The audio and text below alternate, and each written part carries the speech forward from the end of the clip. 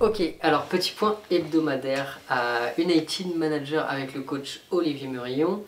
Euh, Déjà, on va parler du concept et du rôle du human dans le staff de l'AGCAM.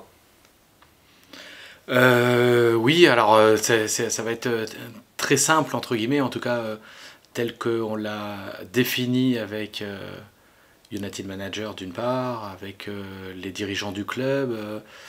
Moi, j'ai absolument besoin d'avoir un avis de chaque human afin de pouvoir déterminer la meilleure équipe possible pour le week-end avec des informations que moi je peux avoir parce que je suis au quotidien avec les joueurs, avec le groupe, avec l'envie et les principes qu'on met en place depuis déjà des semaines.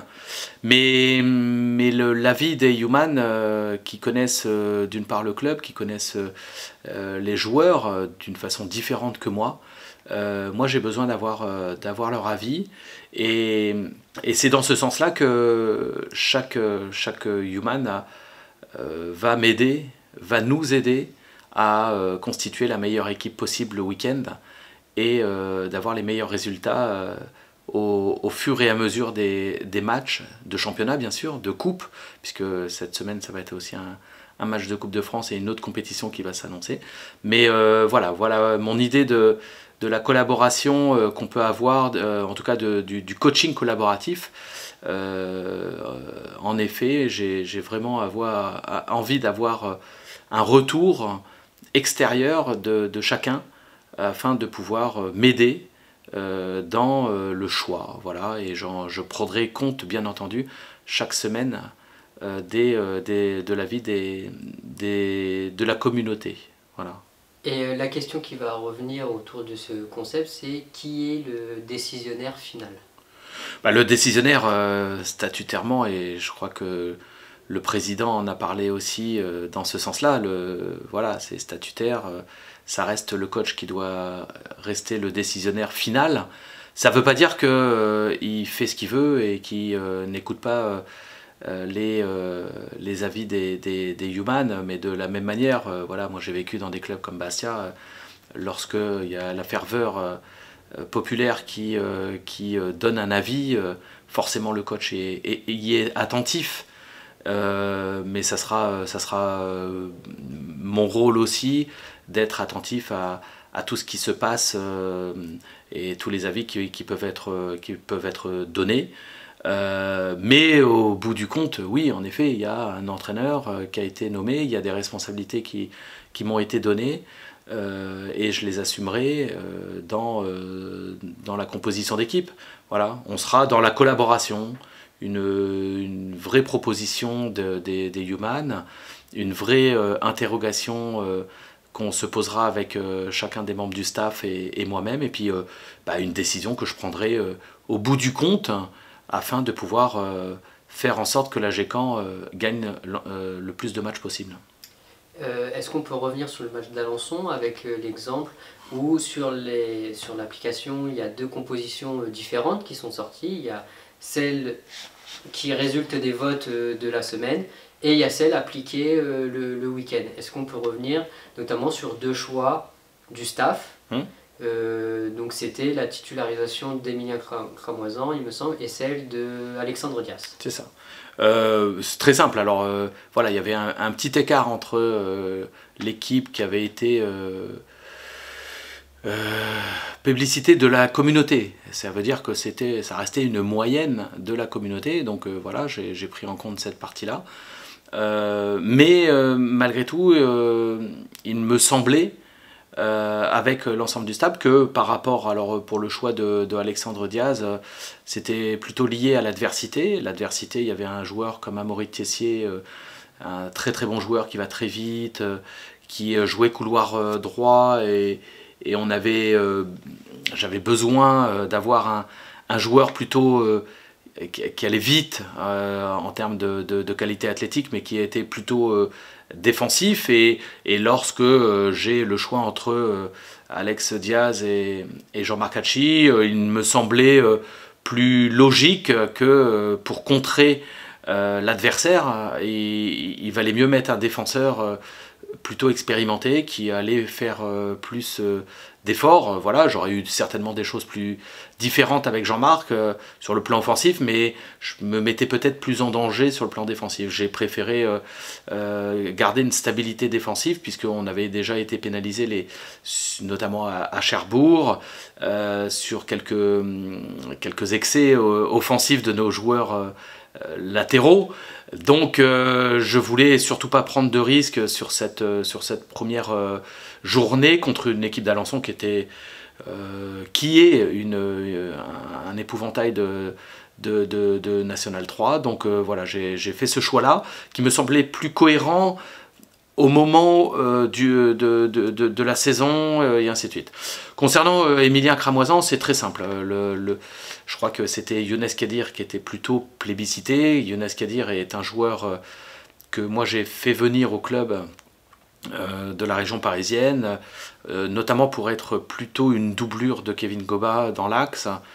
Il s'avère que c'est un jeune joueur qui a 19 ans, qui n'a jamais joué à ce niveau-là, qui a plutôt été à l'aise lorsqu'il est rentré en cours de match, qui était plutôt à l'aise quand il jouait côté gauche. On a essayé contre Hérouville lors du dernier match de championnat de voir si sur le côté droit ça pouvait le faire. Lui se sent pas très bien sur le côté droit. J'ai pas trouvé sa prestation à la hauteur de ce qu'il est capable de donner. Et en ce sens-là, j'ai préféré mettre un joueur comme Emilien Cramoisan qui a plus l'habitude, qui a plus d'expérience, qui est plus tonique, qui est plus mature. Qui allait user aussi un joueur important de leur équipe, hein, puisque c'était Lepage qui jouait sur ce côté-là. Donc j'ai préféré avoir quelqu'un qui allait user l'adversaire. Et d'ailleurs, j'en suis complètement convaincu, parce que finalement, Emilien a fait ce qu'il fallait. Il est à l'origine du premier but de Kevin Goba en récupérant un ballon à 20 mètres et ça a permis à Morgan Ardouin de faire un très bon centre pour Kevin. Et puis le deuxième but qui nous permet de faire le break, c'est lui qui est passeur décisif sur l'action. Donc voilà, c'était plutôt un bon choix. Et encore en plus que Younes, en rentrant, qui est plutôt à l'aise, en rentrant, a aussi montré qu'il était capable d'apporter à l'équipe, puisqu'il a marqué le dernier but qui nous a permis d'asseoir notre victoire contre Alençon. Donc voilà, c'est les deux choix qui ont été tout ça. Moi, ce que je voudrais dire au Human, c'est que en effet, il y avait un petit écart qui était certainement cohérent par rapport à la donnée que chaque Human pouvait avoir en sa possession. Moi, j'avais d'autres données, d'autres objectifs. Mais moi j'ai plutôt envie de souligner qu'on était d'accord sur 9 joueurs sur 11 et qu'on a été vraiment dans la collaboration sur cette première composition d'équipe, et ce qui nous a permis d'avoir d'une part une bonne prestation et un très bon résultat, puisque on a gagné ce match-là 4-1. On va maintenant retourner dans le présent. Il n'y a pas eu la possibilité d'enchaîner un deuxième match. C'est vrai que le début de saison, souvent les équipes aiment bien enchaîner, surtout quand il y a une belle prestation, une belle victoire face à un gros du championnat. Tout de suite enchaîné par un deuxième match derrière, c'était Vire. Malheureusement, Covid qui nous a un peu tous rattrapés. On se pensait débarrasser un peu de ces matchs reportés à cause de Covid.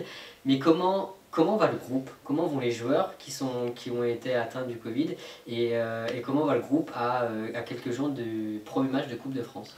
Alors oui, en effet, on a subi ça de façon très surprenante, entre guillemets. Alors à quel moment c'est arrivé, on n'aura jamais la réponse, mais on peut penser que le week-end dernier a été un élément déclencheur, puisque les premiers cas se sont révélés, ou en tout cas les premiers symptômes se sont révélés dès le lendemain pour certains, dès le surlendemain pour d'autres.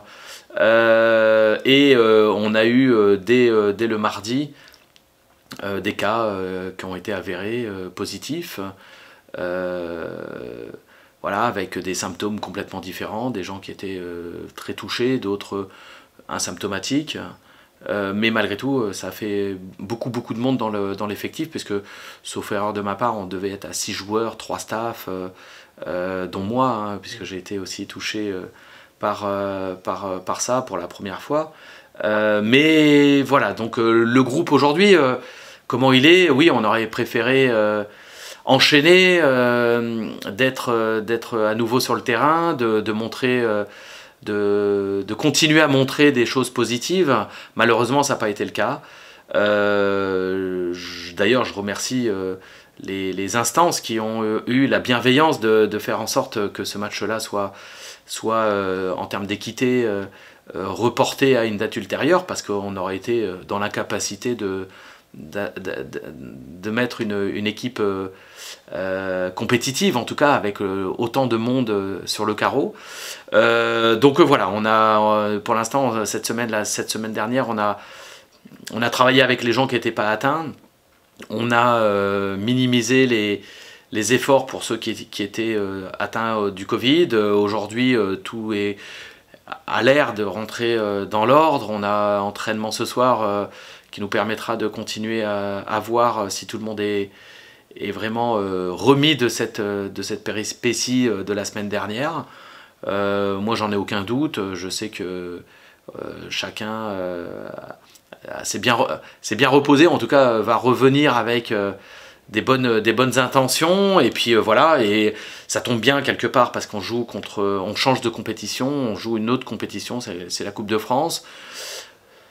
Ça sera différent, il faudra voir où on est, les états de forme, voir aussi les temps de jeu des uns et des autres, parce que en effet, entre ceux qui n'ont pas joué la semaine dernière, ceux qui ne se sont pas entraînés la semaine dernière, ceux qui ont joué avec la réserve, ceux qui n'avaient pas joué beaucoup la semaine précédente contre Alençon, voilà, toutes ces données-là, ça reste aussi des éléments importants pour constituer le groupe qui évoluera ce week-end à Cormel. Mais en tout cas, je vais être très attentif afin essayer de trouver un temps de jeu important pour certains, de le réduire peut-être pour d'autres, afin d'avoir tout le monde sur le pont, afin d'être compétitif contre Cherbourg, parce que quand je vois le match de ce week-end, j'ai aussi la tête contre Cherbourg dans 15 jours, avec la réception de Cherbourg, qui a gagné ses 2 premiers matchs, et qui sera déjà forcément un match important à domicile pour nous.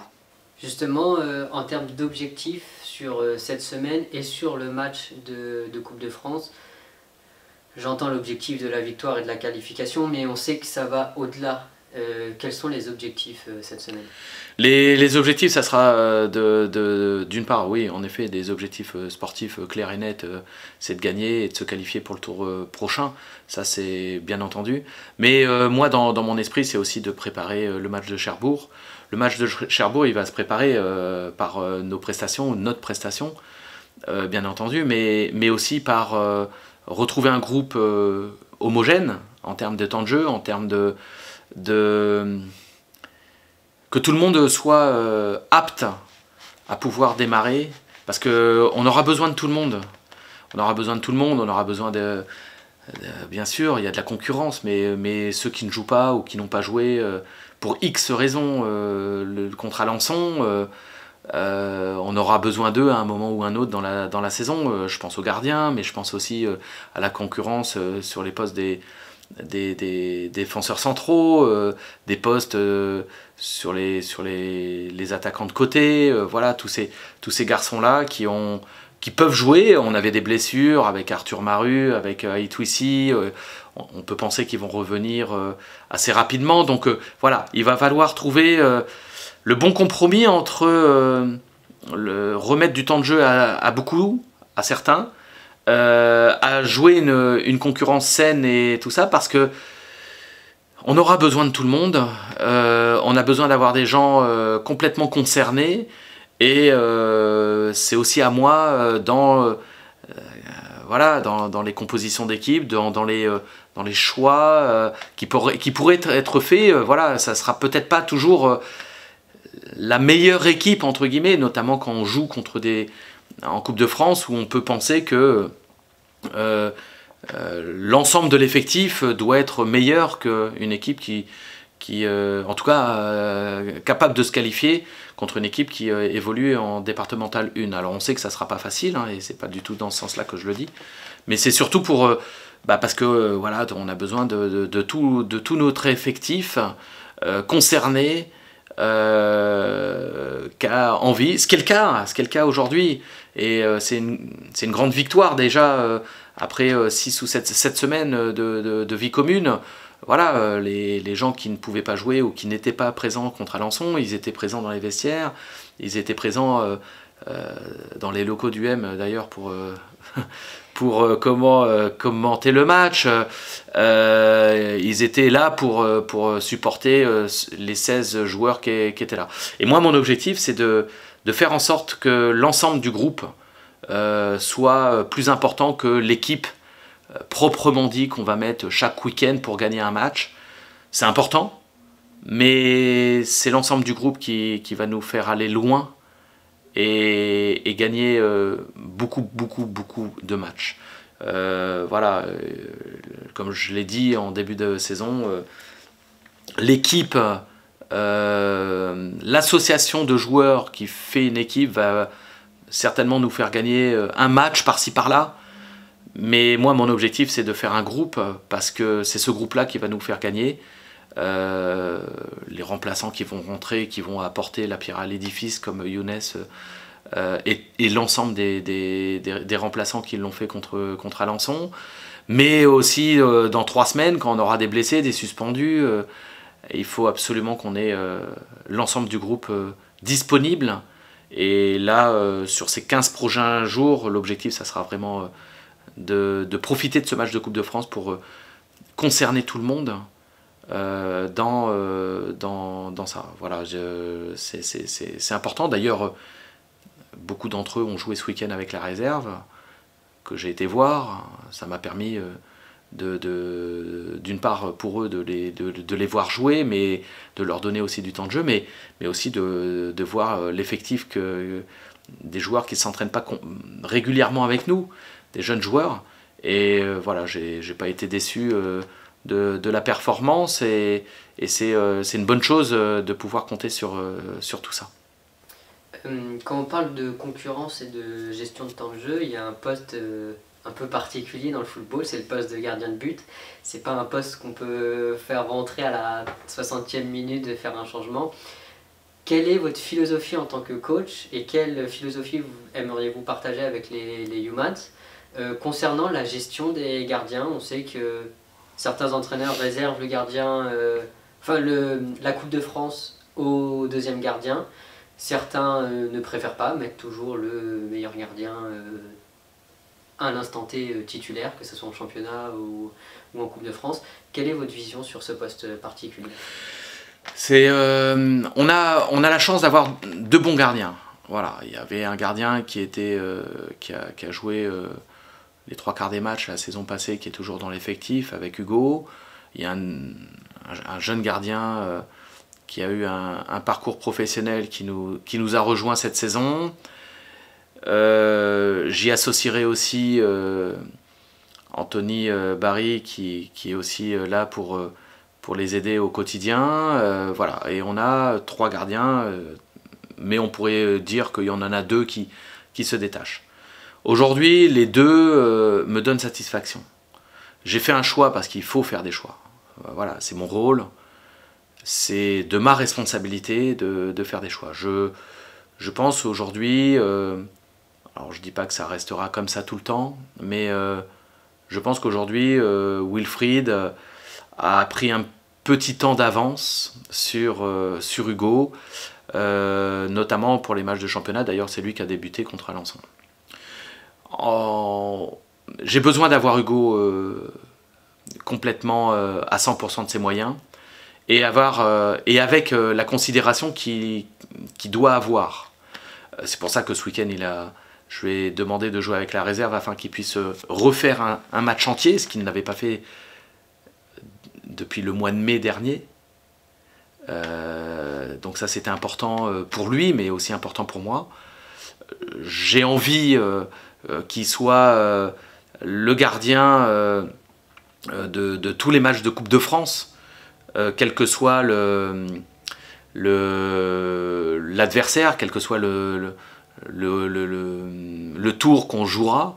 Donc voilà, ça c'est une envie. C'est des choses sur lesquelles avec lesquelles je vais discuter bien entendu avec eux, parce que les rapports, ou en tout cas les discussions que je peux avoir avec les uns et les autres sont très importantes. Parce que on a besoin d'être complètement en phase et que chaque décision puisse être acceptée, voilà, avec les cohérences que j'essaye de faire passer, et voilà, et que ça soit en complète harmonie, voilà. Donc j'en ai pas encore parlé avec eux, tout ça, mais dans mon esprit, j'aurais plutôt tendance à penser que Hugo, j'aurais envie que Hugo soit le gardien de l'ensemble des matchs de Coupe de France. Est-ce qu'il y a une pensée, une idée à partager avec les Humans pour conclure cette interview?